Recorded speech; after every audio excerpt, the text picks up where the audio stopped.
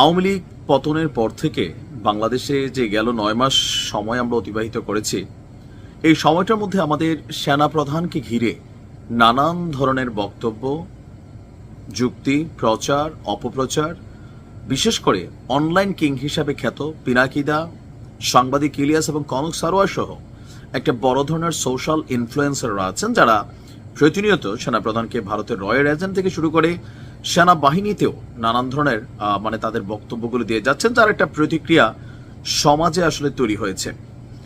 রাজনৈতিক দলগুলোর মধ্যে এই মুহূর্তে এই ৩ অনলাইন কিংদের সবচেয়ে বড় ফ্যান ফলোয়ার হচ্ছে এনসিপি এবং বাংলাদেশ জামায়াত ইসলামের নেতাকর্মীরা।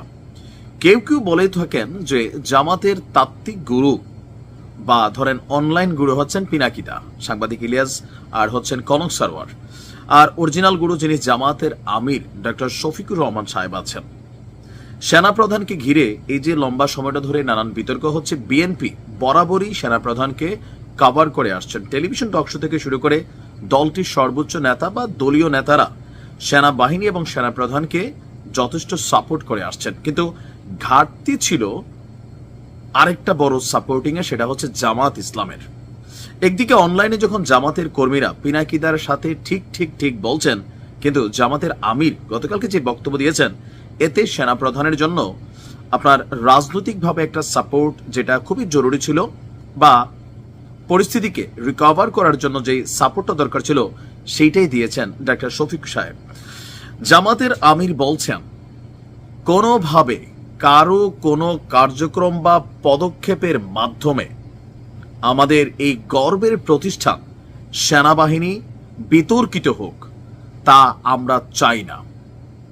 সেনাবাহিনীকে নিয়ে যে কোনো মন্তব্য করা থেকে বিরত থাকা উচিত বলেও তিনি দলীয় নেতাকর্মীদেরকে নির্দেশ দিয়েছেন।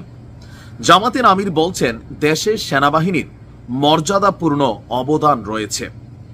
সেনাবাহিনীকে বিতর্ক করলে স্বাধীন দেশ বড় ধরনের ঝুঁকিতে পড়বে। গতকালকে রাজধানীর মগবাজারে আল ফালাহ মিলনায়তনে বাংলাদেশ জামায়াত ইসলামীর একটা বড় ধরনের প্রোগ্রাম ছিল। কেন্দ্রীয় মজলিসে শুরার আপনারা জানেন যে খুবই গুরুত্বপূর্ণ এই সদস্যরা, চাইলে জামাতের এই জায়গাতে যাওয়া যায় না, খুবই লম্বা পথ পাড়ি দিতে হয়, এমনকি জামাতের যত নীতি নির্ধারণী অ্যাক্টিভিটিস আছে সেটা এই কেন্দ্রীয় মজলিসে শুরার যারা সদস্যরা আছেন বলা হয়ে থাকে তারাই নিয়ে থাকেন। আর সেখানে দলটির একদম টপ লেভেলের এই প্রোগ্রামে তিনি এই আহ্বান জানিয়েছেন।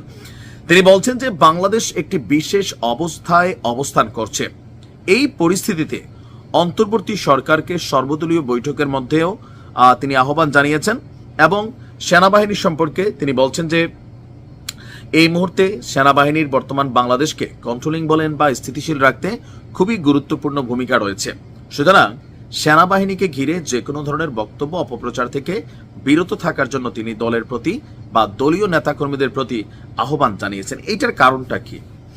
কারণটা হচ্ছে অনলাইনে সেনাপ্রধান রয়্যাল এজেন্ট অথবা সেনাবাহিনী ভারতের প্রেসক্রিপশনে চলছে, ভারত নানান ধরনের অ্যাক্টিভিটিস করছে, বিএনপি, আওয়ামী লীগ, তারপর হচ্ছে সেনাবাহিনীর প্রধান যিনি আছেন সেনাপ্রধান ওয়াকারুজ্জামান, ভারত সবাই মিলে একটা নীল নকশা করছে।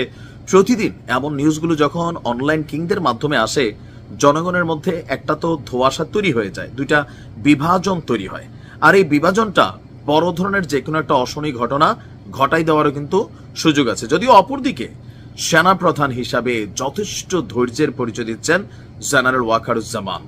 প্রত্যেকটা বক্তব্যকে টেকনিক্যালি তিনি খণ্ডন করছেন, মাঝে মাঝে তিনি বিভিন্ন বিষয়ে কথাও বলছেন। তবে আমার কাছে মনে হয়েছে জামাত ইসলামের এই সমর্থনটা সেনাপ্রধানের জন্য বর্তমান প্রেক্ষাপটে যেই একটা সিচুয়েশন তিনি পার করছেন সেখানে অনেক বড় ধরনের একটা সাপোর্ট হিসাবেই কাজ করে যাবে। তবে জামাতের কর্মীরা আমিরের কথা কতটুকু শুনবেন নাকি অনলাইন কিংদের কথা শুনে ফেসবুকে স্ট্যাটাস কমেন্ট দিবেন সেইটাও একটা বড় বিষয়।